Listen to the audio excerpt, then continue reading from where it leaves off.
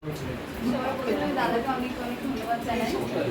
তো আমি একটা কথা শেয়ার করতে চাই, সেটা হচ্ছে আমি কি করে পড়ার লাইফে এসেছি। মানে আমি একজন ন্যাশনাল প্লেয়ার হ্যান্ডবল, তো সবসময় খেলা নিয়েই থাকতাম। মানে কলেজ লাইফটাতে মানে অনেক পরে পড়াশোনা হয়েছে। তো 2019 সালে নবমীর দিনে আমি মানে আমার একটা বান্ধবীর সাথে আমি খুব ঘুরেছি, মানে সেজে গুজে ঘুরতে বেরিয়েছি।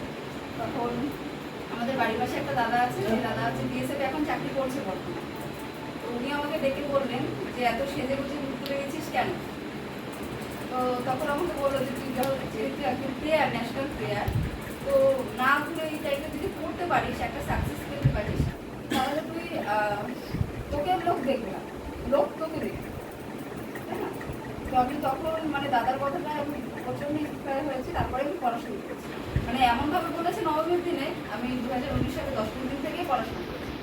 তারপরে দাদার কাছে আমি আসি 2019-এর একদম শেষে। তারপরে দাদার থেকে পড়ি।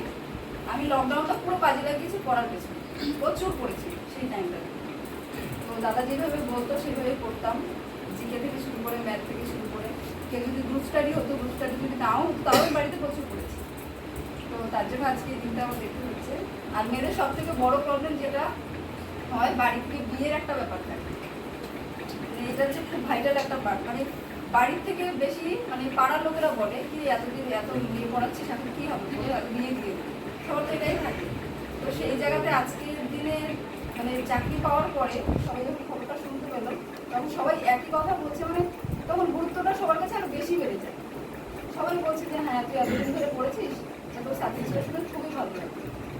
তুমি শেয়ার করতে চাই, তোমরাও পড়ো, অবশ্যই পাবে সাকসেস। সেভাবে পড়তে হবে, খাটতে হবে পড়ার পিছনে।